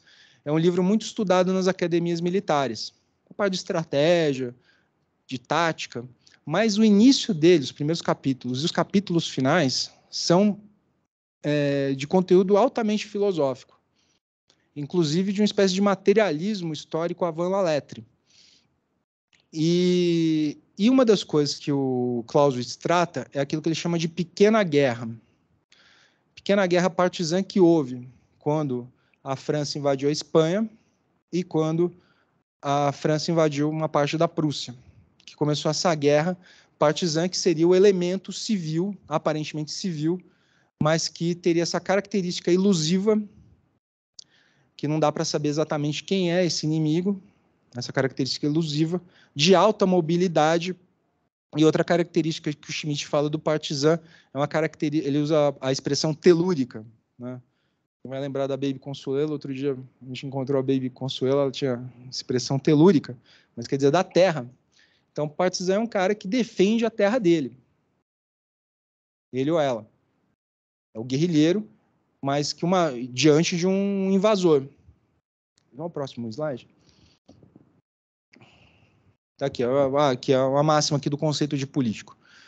Só mencionar aqui esse trecho do conceito de político. Para Carl Schmitt, o Estado resulta do político, de uma decisão que estabelece o critério de diferenciação entre amigo e inimigo, sendo que a decisão política acerca de quem é o inimigo já existe. Então, é um pressuposto para a instauração estatal, segundo Schmitt. A guerra, então, é a potencialidade, o pressuposto que define o político, isto é, a guerra é o pressuposto sempre existente como real possibilidade, o qual determina de forma singular o pensamento humano, provocando assim um comportamento especificamente político. Então, por exemplo, se Schmitt estivesse aqui, provavelmente ele estaria muito atento, não apenas à guerra efetiva que ocorre na Ucrânia, mas, por exemplo, aquilo que ocorre na Ásia, no sul do Pacífico, naquelas disputas que nós vemos entre China e Taiwan, Estados Unidos e todas aquelas adjacências, em que, apesar de não haver uma guerra instaurada, há uma guerra virtual. Se preparar para a guerra, dissuasão, já é guerra. Então, me parece que Schmitt tem um certo ponto aqui. Para a próxima. Então, o que o Schmitt vê naquele momento? Aqui temos algumas imagens que são muito paradigmáticas. Esse aqui é o general Giap, que junto com Ho Chi Minh foi um grande estrategista da guerra do conflito do Vietnã.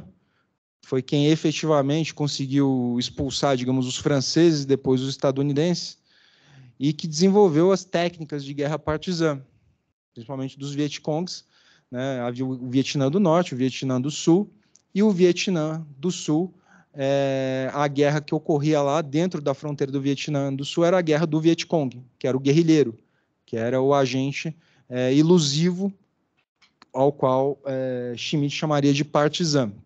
Ali outra figura muito impactante, que é aquilo que o Schmitt falou de um novo Nomos da Terra, é um bombardeio estratégico, ali é um B-52, que existe até hoje, incrivelmente, já há mais de 70 anos, boa parte do comando aéreo estadunidense, uma das principais armas até hoje é o B-52, e aquele despejando bombas no Vietnã, e apesar dessas bombas e do B-52, esse pequeno general asiático conseguiu vitória, e ali é a imagem da chamada queda de Saigon, né, quando o Vietnã do Sul, o regime do Vietnã do Sul caiu, e ali a embaixada estadunidense teve que ser evacuada às pressas em 1975, só que nós poderíamos, em vez de chamar de queda de Saigon, poderíamos chamar de ascensão de Ho Chi Minh, né, que efetivamente Saigon ganhou esse nome Ho Chi Minh, que foi um grande estadista e revolucionário que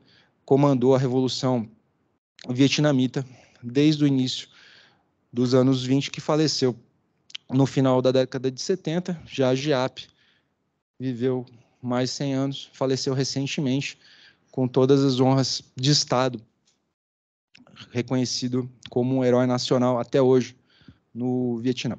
Tá? E agora eu queria trazer uma outra possibilidade, né? Carl Schmitt é um pensador para a gente tomar com muitas ressalvas e com doses homeopáticas.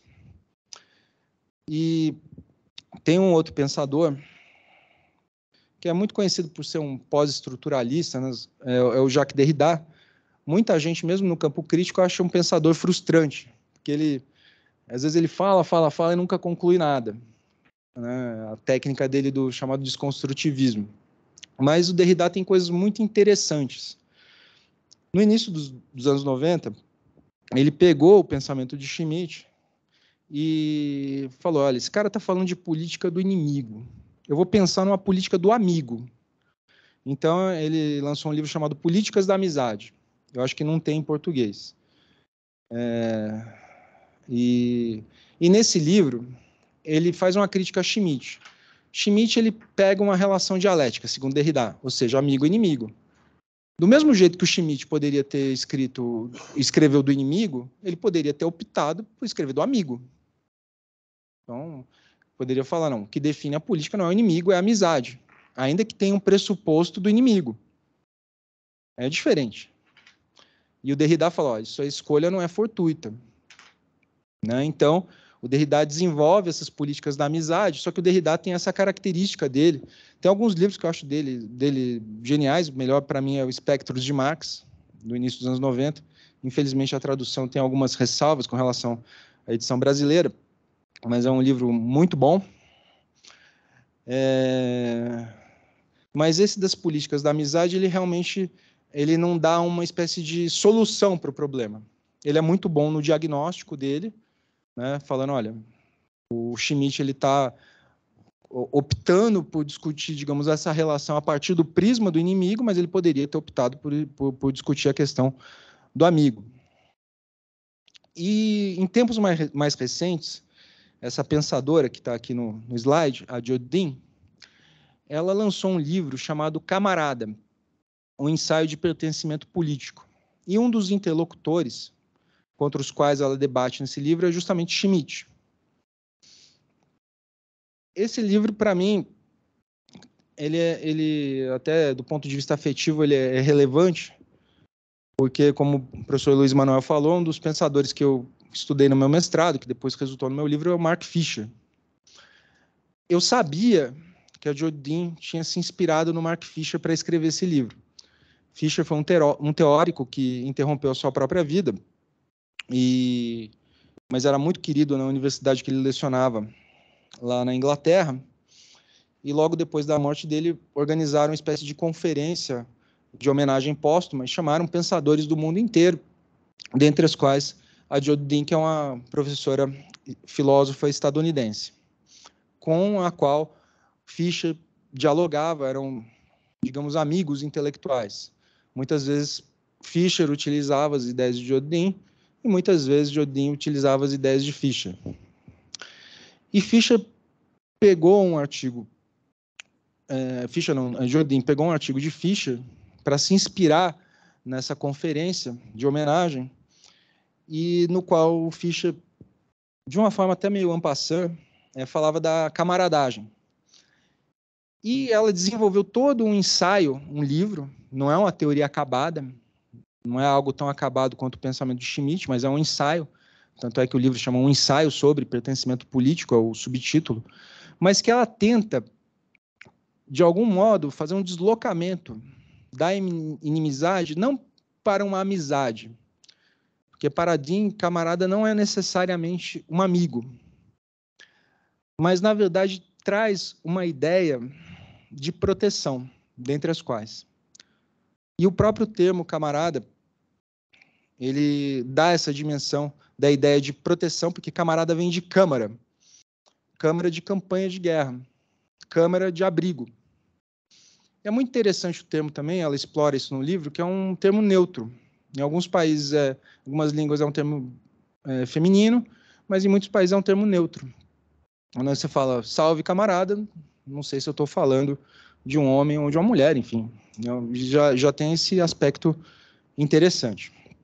Mas estava falando o que me impactou. Eu sabia disso, de que Jodin tinha se inspirado em Fischer. Aí, na minha pesquisa, eu comprei o livro da Jean Locke que saiu, e aí, logo no comecinho, na edição brasileira está assim também, está dedicado a MF. Então, ela colocou dedicado a Mark Fisher, mas não escreveu o nome, só está as iniciais. Então, ela dá uma espécie de resposta a Fischer. A Schmitt. Dá uma espécie de resposta a Schmitt e fala, olha, o político pode ser uma outra coisa que não o inimigo. E até pedir o próximo slide, tem um trecho, melhor a gente usar a referência direta ao texto. Está aqui. O fato do inimigo da luta é a condição ou cenário da camaradagem, mas não determina a relação entre os camaradas. O camarada, como figura de pertencimento à tradição político-socialista e comunista, a solidariedade dos camaradas, nesse último sentido, não é um ódio invertido.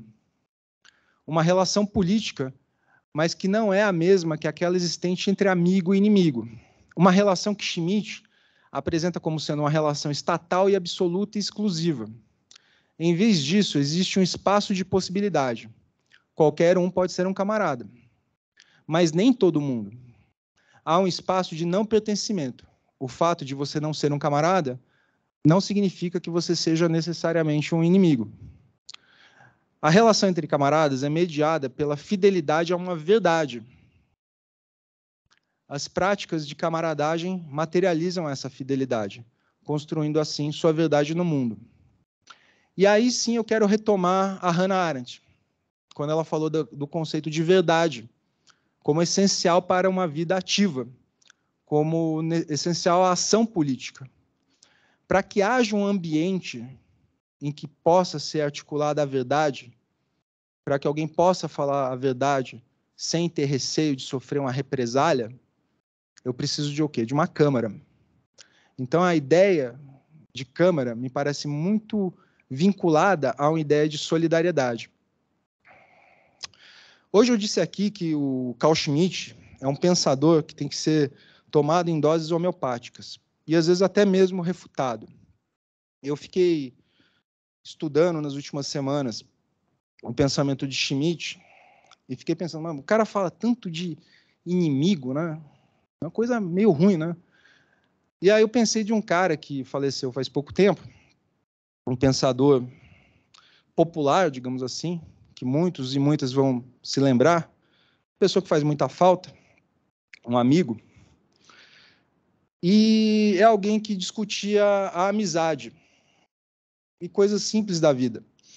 Era um pensador que não fez parte da academia, apesar de ter lançado muitos livros. Foi um pensador que também estudou muito a psicanálise e chegou a fazer formação em psicanálise, mas também discordou daquilo que acontecia numa sociedade de psicanálise e saiu sem concluir a sua formação. E que era muito conhecido por ter um programa de rádio que falava de amor e amizade. E ele falava duas coisas também com relação à amizade. E até eu quero apresentar quem é, pode ser o próximo slide. É o grande Flávio de Kovács, um cara central. Ele faleceu em 2016, ele tinha um programa no Divã do Kovács, em que ele abria as portas do consultório dele para falar de amor, de amizade.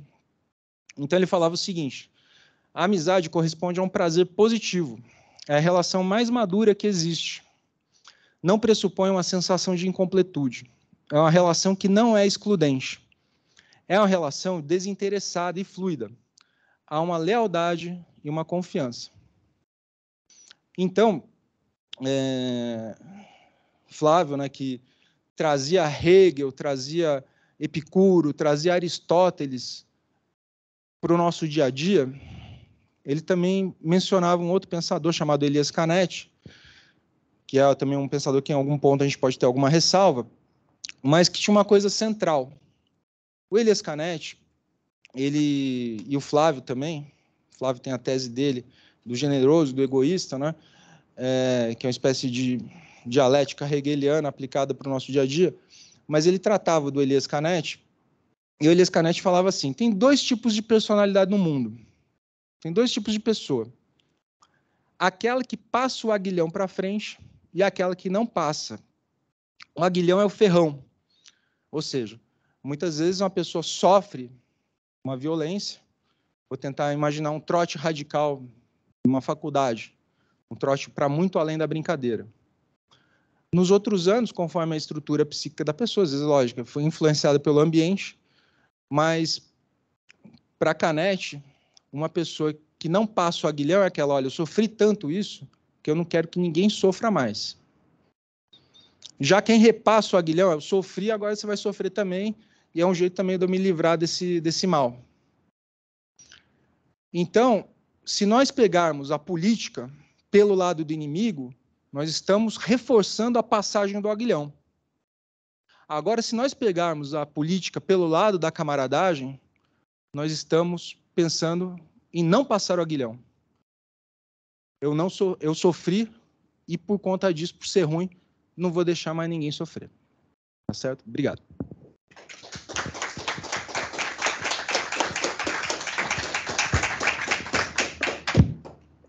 10 minutinhos de intervalo, a gente volta com as perguntas.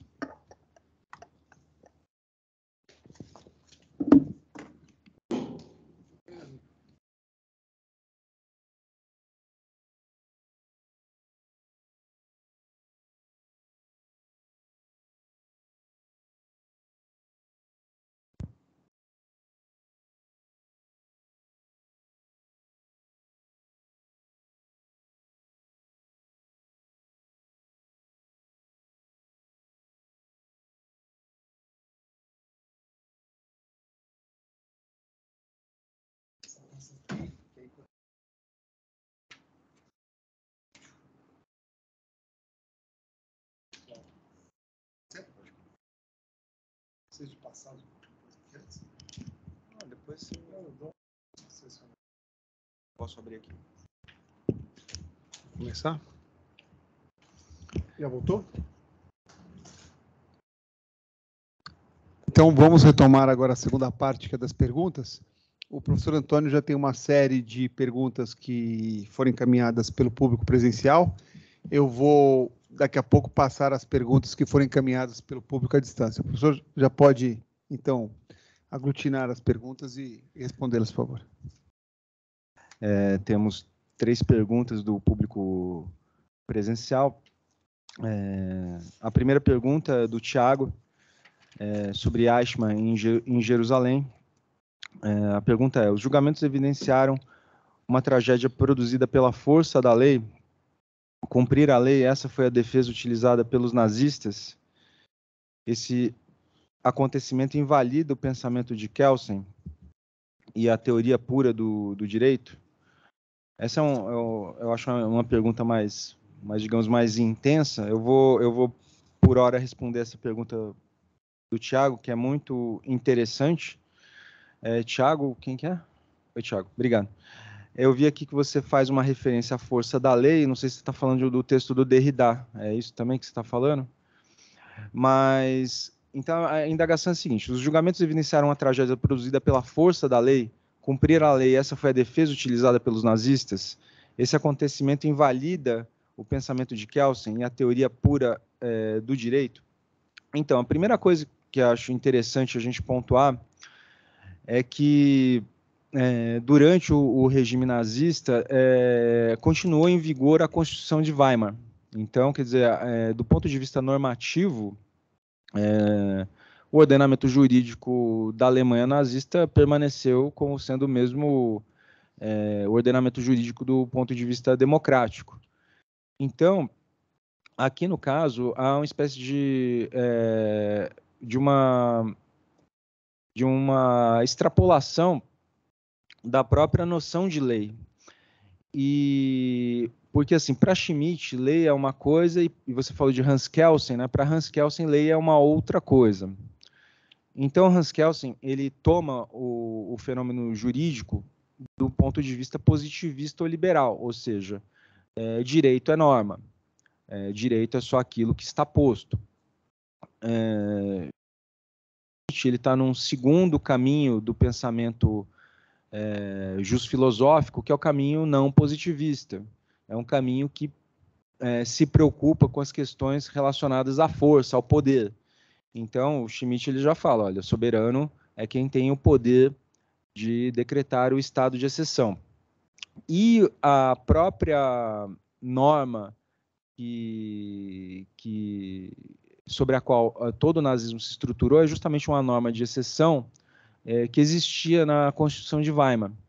Inclusive, houve uma lei atribuindo esses poderes extraordinários para Hitler, e com base nisso, o entendimento dentro da Alemanha nazista que lei era aquilo que o Führer falava que era lei. Então, em tais quadrantes, não haveria uma espécie de incompatibilidade entre Kelsen e Schmitt, porque, na verdade, o próprio ordenamento jurídico alemão introjetou o comando do Führer como um comando legal, né? Então, não sei se isso respondeu sua pergunta. E aí o Eichmann, a defesa do Eichmann foi de que ele estava obedecendo ordens, né, e que ele estava cumprindo aquilo como um bom burocrata. A defesa foi toda nessa linha. Ele sabia o que estava fazendo, mas, segundo ele, estava simplesmente cumprindo o seu dever. Outra pergunta muito interessante, aqui o autor não está identificado, mas qual seria a concepção de verdade para Hannah Arendt? Então, é um assunto, assim, só isso daria para a gente tratar numa aula isolada, mas eu queria retomar aquilo que eu falei, pelo menos em quadrantes políticos, o que é a verdade para Arendt, né? E no caso, quando ela vai tratar, por exemplo, da condição humana, isso é importante até falar aqui, ela não fala de uma ontologia do ser humano, uma essência do ser humano. Ela até fala que há uma impossibilidade. ou seja, segundo ela, só através dos desígnios de Deus, só através dos desígnios de Deus a gente poderia saber o que seria uma essência do ser humano. Então, por isso que ela não fala de uma ontologia do ser humano, e até uma contraposição ao marxismo existente na época, de que havia uma defesa de que a ontologia do ser social teria como base o trabalho, ou aquilo que o ser humano consegue produzir com o seu trabalho. E ela fala, não dá para entender o que é uma ontologia humana, mas sim o que é a condição humana. E a verdade para Arendt, pelo menos dentro de uma dimensão política, diz respeito a uma convergência entre aquilo que o agente pensa, aquilo que ele discursa, que ele exterioriza em termos de pensamento e aquilo que ele faz. Então, a verdade estaria nessa convergência e, eventualmente, cada um em tais quadrantes poderia ter a sua verdade. Até mesmo a gente pode pensar numa coisa existencialista, assim, no sentido de que não é possível a gente saber qual é o sentido da vida, mas também não há nenhuma oposição em nós darmos um sentido para a nossa própria vida. Então, acho que a palavra seria coerência e verdade caminhariam juntas dentro do pensamento de Hannah Arendt. E a próxima pergunta do público presencial, Isabela, poderíamos dizer que estamos vivendo em uma nova fase do totalitarismo, diante da guerra da Palestina, justificada como uma luta contra o terrorismo? Então, eu vou dar uma resposta mais difusa, até porque é uma questão muito complexa e também daria essa própria questão uma aula só, mas uma coisa que eu acho importante de tudo que a gente refletiu hoje aqui é entender esses movimentos bélicos, a guerra em si, não como algo circunstancial, não como um momento, mas sim uma condição que é perene na atividade humana. Né? Aquilo que eu ressaltei já na aula, né? Quer dizer, a guerra sempre fez parte da história da humanidade. Não precisaria ser assim. Me parece que há causas estruturais e profundas. Só que a gente não pode ficar discutindo a guerra como se fosse uma anomalia, como se fosse uma disfuncionalidade. O pensador Maurício Lazarato, ele tem um livro chamado Guerras e Capital. Ele não analisa nesse livro e em outros livros, inclusive ele lançou um esse ano sobre a guerra da Ucrânia, e ele analisa o cenário da guerra a partir da Primeira Guerra Mundial. Ele fala que desde a Primeira Guerra Mundial, o nosso meio de organização política, econômica, é estruturado em guerra e capital. Porque, assim, se nós imaginarmos, por exemplo, a própria estrutura, ele analisa a Primeira Guerra Mundial e a Segunda Guerra Mundial como um elemento único, né, como um evento único. E, a partir da Segunda Guerra Mundial, foi determinado quem manda e quem obedece. Todas essas estruturas internacionais, a ONU, Conselho de Segurança, Banco Mundial, FMI, o padrão ouro-dólar, que não existe mais, mas tudo isso foi estabelecido pelo grande vencedor da Segunda Guerra Mundial, que foi os Estados Unidos. Essa agudização da beligerância que nós vemos na guerra da Ucrânia, nos eventos que ocorrem agora na Palestina, na faixa de Gaza, isso tudo não é uma disfuncionalidade da ONU, mas sim uma crise do imperialismo estadunidense. É uma perda da hegemonia estadunidense e essa hegemonia era estruturante, ou ainda é estruturante, para o fluxo do capital pelo mundo. O grande garante desse fluxo de capital é os Estados Unidos, através das instituições das quais ele detém o poder principal, como o FMI, o Banco Mundial, o próprio Conselho de Segurança da ONU também, no qual ele tem poder de veto, né? Então, isso, de certa forma, retrata uma crise de hegemonia. E os próprios eventos na Palestina podem ser, sim, interpretados como uma espécie de reflexo direto da Segunda Guerra. O Estado de Israel ele surgiu no rescaldo da Segunda Guerra Mundial, diante da necessidade que então foi reconhecida do povo, dos judeus, de terem o seu próprio Estado. Mas as condições em que isso ocorreu acabaram, de certa forma, resultando nisso. Então, podemos resgatar os eventos que ocorrem hoje na Palestina até aquelas questões que a Hannah Arendt trouxe do final do século XIX, do início de um antissemitismo moderno e da corrida imperialista.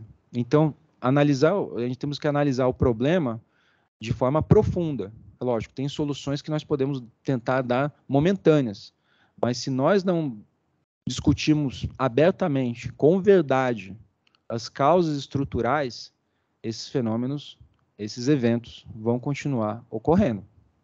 Tá? É a mesma coisa, se você, é mais ou menos assim que nem cuidar da doença com antitérmico. Uma hora a febre volta. Quer dizer, eu não estou cuidando da doença em si, estou cuidando só do sintoma. Né? Então, é um pouco por aí.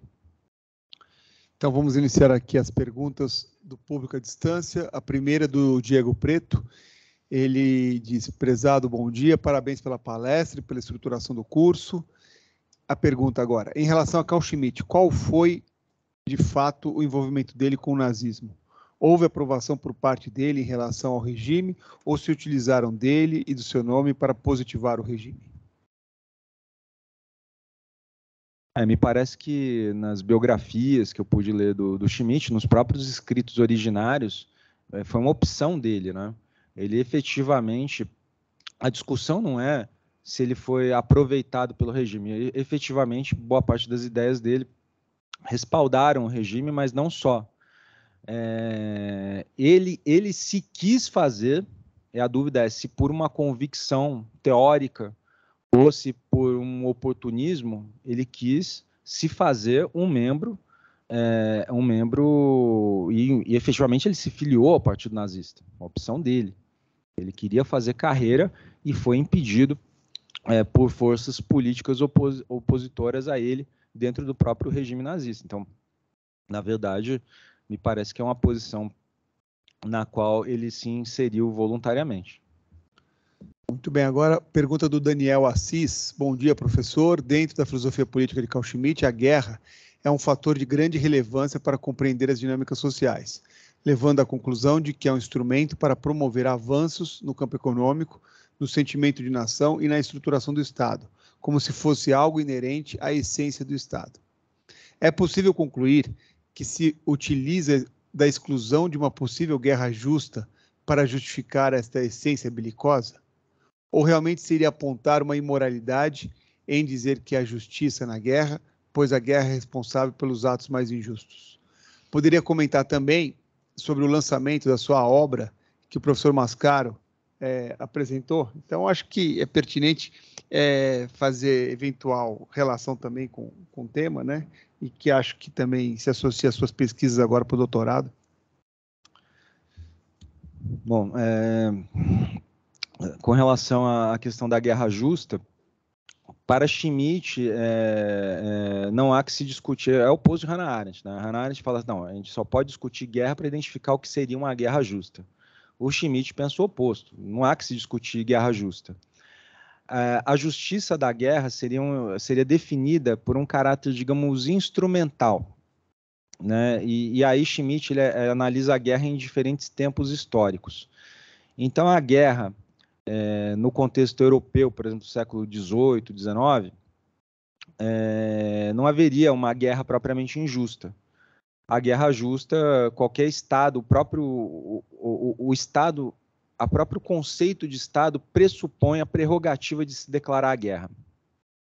Então, a discussão se a guerra é justa ou injusta, para Schmitt é algo inócuo.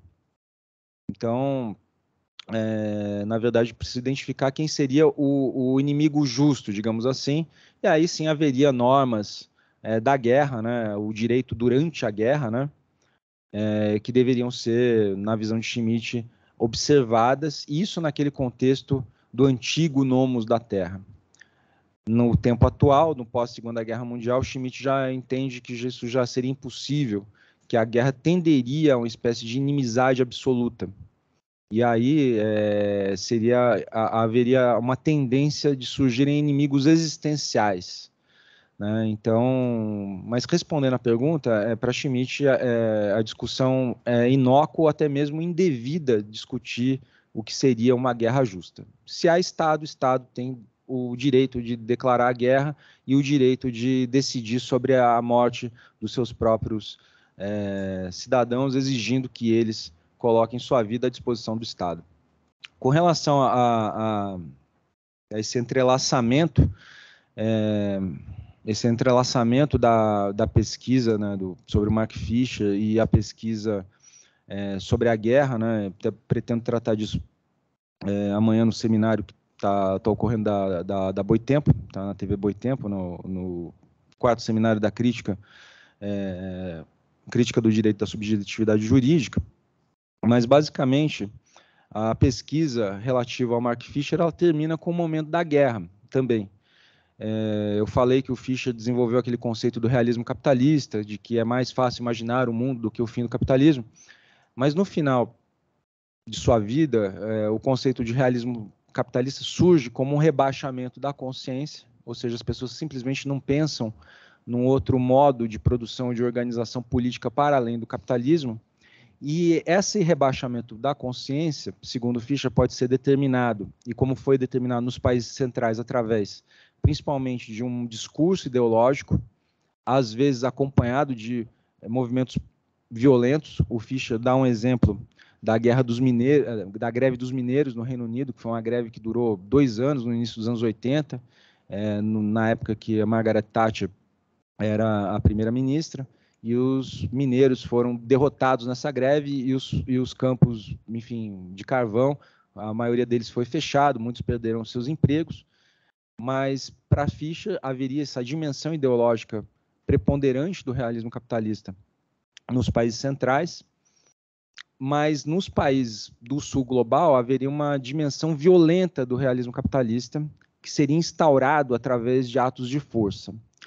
E o Mark Fisher, ele termina um dos últimos textos e conferências dele falando da queda de Salvador Allende no Chile, que fez 50 anos agora, no 11 de setembro. Ou seja, o primeiro 11 de setembro não teria sido da Torre Gêmeas, mas sim do bombardeio no Palácio La Moneda, no Chile. Então, tem esse vínculo da pesquisa. Eu terminei o Fischer na queda de La Moneda, numa espécie de guerra civil contra o regime socialista de Allende, e agora eu retomo na pesquisa do doutorado o tema da guerra novamente. Agora eu vou passar a pergunta da nossa colega Analia Beal, e também se associa com uma das perguntas que o Rafael enviou. A da Analia diz o seguinte: por que para Carl Schmitt o judeu assimilado era o verdadeiro inimigo e não o judeu ortodoxo? E aí se conecta aqui com a pergunta do Rafael, quando ele destaca que o problema para Carl Schmitt não seriam os sionistas, mas sim os assimilados, e aí ele pergunta se haveria uma visão racialista e supremacista nessa leitura. Então, tanto a própria Hannah Arendt também aborda esse tema, principalmente no Eichmann, em Jerusalém. Inclusive ela acabou sofrendo críticas de uma linha mais, digamos, conservadora do campo do movimento sionista, que acusaram ela de estar militando contra a causa. Então, que a Arendt acaba trazendo também, e o Schmitt também se posiciona nesse sentido, de que não seria ilegítimo para o povo judeu ter o seu próprio Estado. Mas a própria ideia de nação em Schmitt, né, tinha esse ideal de uma espécie de nação pura, né, tinha um ideal, enfim, um ideal nacional de instauração de uma nação a partir de uma diferença com o que vem de fora. Então, não seria propriamente contra o judeu assimilado, mas seria com relação a qualquer povo, qualquer imigrante, né? Vimos, por exemplo, essa semana que brasileiros sofreram, né, violências, infelizmente, em Portugal, né? Então, acho que passa um pouco por aí, né? Quer dizer, seria para Schmitt, o verdadeiro inimigo seria o judeu assimilado, porque justamente ele coincidiria com a figura do partisã, como uma figura ilusiva, como um inimigo que estaria, digamos, circulando num determinado meio, e a partir do momento que Israel tivesse um Estado próprio, ele a inimizade poderia ser uma inimizade relativa como uma inimizade em relação a qualquer outro Estado.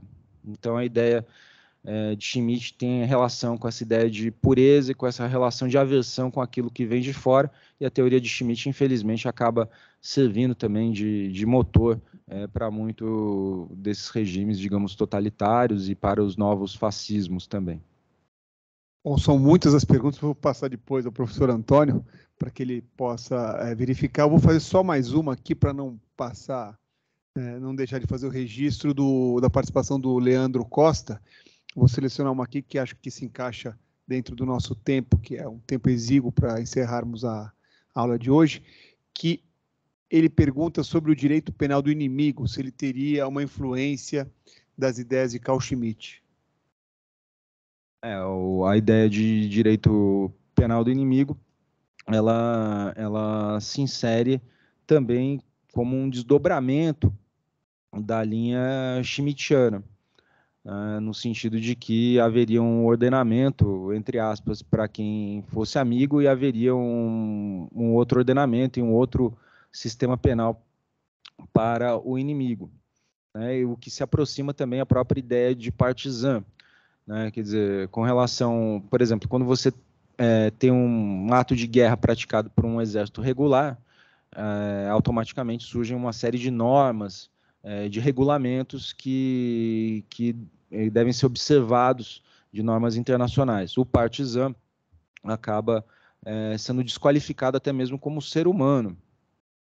Então, o próprio Schmitt reconhece isso, ele fala de police bombings, né, bombardeios policiais, né, então, e aí se acopla com a ideia de inimigo do ponto de vista jurídico. Então, por exemplo, um direito penal do inimigo que foi emblemático no início dos anos 2000 foi a prisão de Guantánamo, né? Até falando um pouco de imperialismo estadunidense, né, por curiosidade, né, Guantánamo foi uma parte de Cuba que os Estados Unidos tomou à força do Reino da Espanha no final do século XIX, e até hoje não devolveu e utilizou a base como prisão de regime de exceção para os seus inimigos. Bom, em razão do adiantado da hora, vamos ter que encerrar a nossa aula de hoje, mas sem antes fazer o registro do nosso profundo agradecimento pela excelente aula, pelo tratamento de dois intelectuais e duas forças de pensamentos tão importantes do século XX.